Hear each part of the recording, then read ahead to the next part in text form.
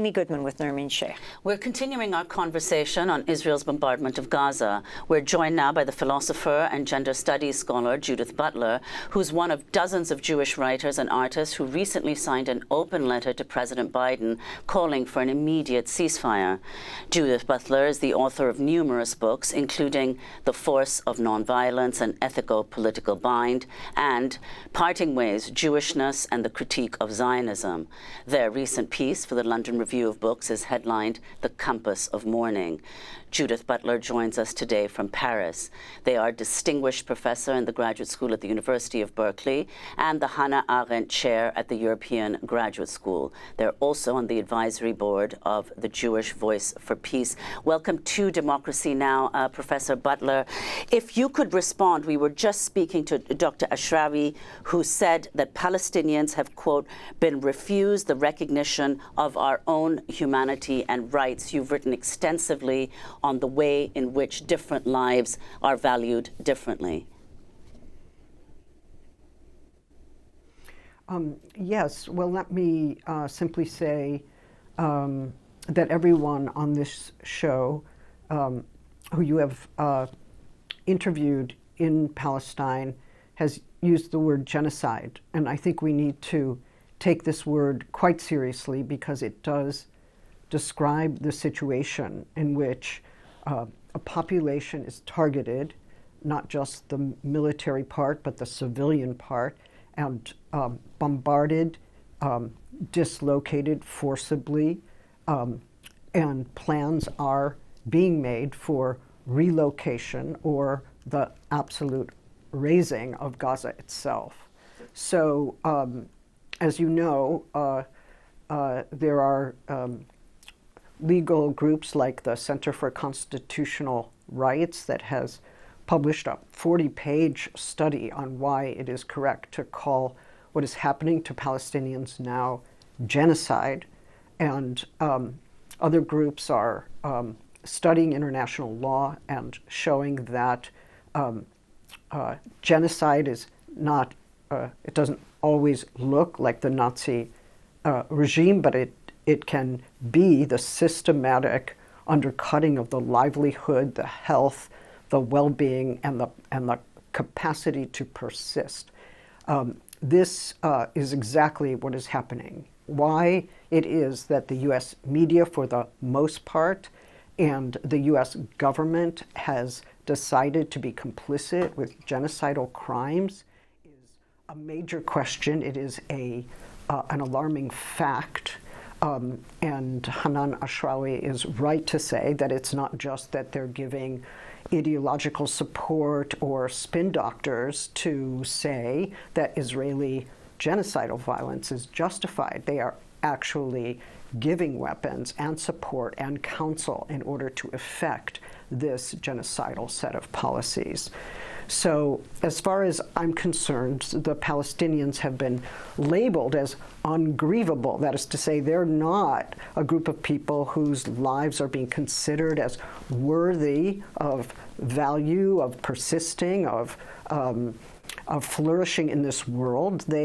If they are lost, it is not considered to be a true loss because they are not just less than human, surely that, but not just less than human, but a threat to what the idea of the human is that is being defended by Zionist politics shared by Israel and the U.S. and many Western powers. So I think once we see these caricatures taking hold in public discourse, all Palestinians are Hamas, or Hamas is terrorist rather than, say, an armed resistance struggle, or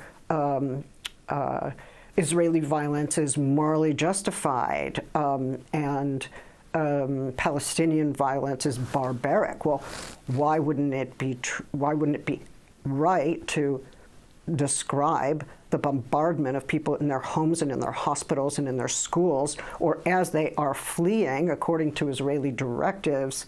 Why isn't that barbaric? I mean, what we are seeing is not just the killing of Palestinian civilian lives as a casualty of war, a kind of byproduct. These civilians are targeted. So the targeting of civilians who belong to a particular group, ethnic, racially defined, that is a genocidal practice. That is what we are seeing. And we should all be standing up and objecting and calling for an end to genocide. It's true. I signed several petitions, one of which calls for an immediate ceasefire. That's the minimum. But the fact is that the violence that we're seeing belongs to a long-standing violence, 75-year-old violence that has been characterized by systematic dislocation, killing, imprisonment, detention, stolen land, damaged lives. We actually need a much fuller political solution to the situation until Palestine is free and people in Palestine are able to live as citizens or political actors in a world that they help to craft. They become self-governing, they belong to a democracy. We will continue to see violence. We will continue to see this structural violence producing this kind of resistance. So Judith I hope Butler, we don't, in the end, put a Band-Aid. Yeah. Let me ask you, the Israeli Please. politician Moshe Feiglin called for a Dresden on Gaza, referring to the World War II firebombing of the German city of Dresden, killing some 25,000 Yes. people, a storm of fire in all of Gaza. Naftali Bennett, the former prime minister, when asked about the killing of Israeli civilians of more than 1,400 people on October 7th, responded to the Sky anchor saying, "Are you seriously talking about Palestinian civilians? We just have 45 seconds, but your response." Well, I think that one of the problems is that Palestinian civilians are not recognized as such. In other words, when you've accomplished rhetorically and through the media the identification of Palestine with terrorism and all Palestinians with terrorism, barbarism, and animality, then there are no civilians in the imaginary of those who are doing violence to them. We want to And thank. that's false, and it has to be opposed.